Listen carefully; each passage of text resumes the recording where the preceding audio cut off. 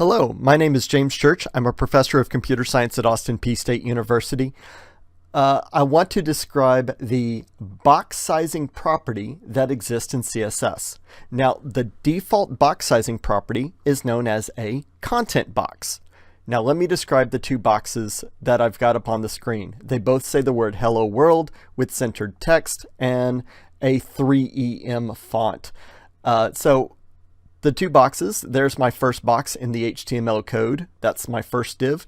And then there's my second box with the second div. And you can see these two boxes have a different size to them. There are two classes associated with each box. The first one is fluff. That's just me doing a lot of CSS styling. You can ignore that box for this video. And the second is my box, where I actually want you to focus. You'll notice that both boxes have class fluff, my box. They both have a width of 400 pixels, they both have a padding of 10 pixels, and they both have a border of 6 pixels that's solid and black all the way around. Now, let's talk about that default that I want you to remember. Content box. That is how all boxes by default are sized, and that is my first box. In order to calculate the width, and that is the width from the outer edge to the outer edge on the right side, so outer edge left side to outer edge right side, you take the width of the box plus the padding times 2, because you have 10 pixels of padding on the left and 10 pixels of padding on the right, and then the border times 2. So we have 6 pixels of border on the left and 6 pixels of border on the right. So 400 plus 10 times 2, it's 400 plus 20, and then 6 times 2 is 12.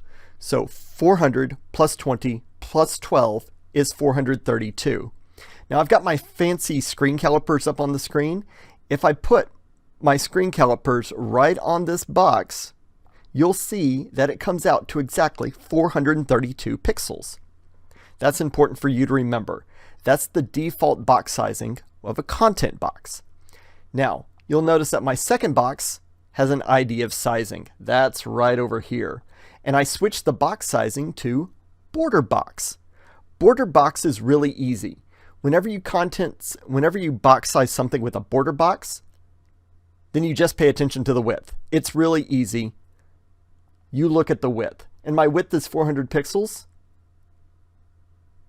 So my box is exactly 400 pixels. I like to size things with a border box sizing. That way I can set the width to be exactly whatever my width is, and it will be exactly that. So it's really easy to remember. Thanks. Bye.